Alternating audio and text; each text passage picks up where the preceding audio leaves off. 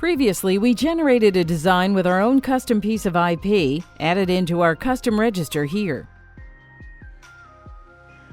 We've run through the design flow, and we can now program our device using Run Program Action with Libero.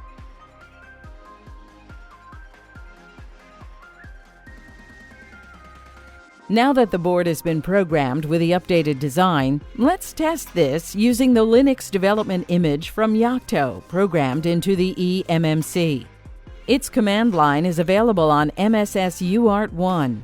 The image is booting up now.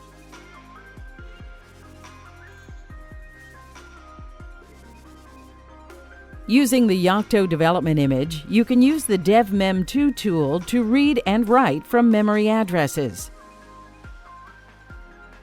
We can confirm the address that my register is at using the Memory Map view of Libero by expanding the MSS and then the FIC3 selection.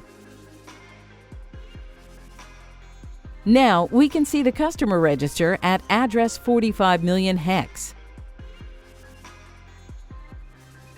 If we use DevMem2 to read from 45 million hex, we want to read a full word.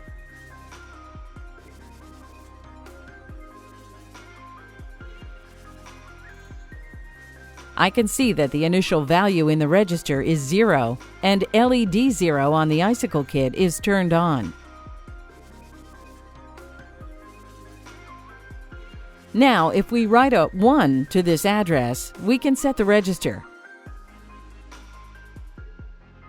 And if we read once again, we can see that the initial read value was 0 and the new read value is 1.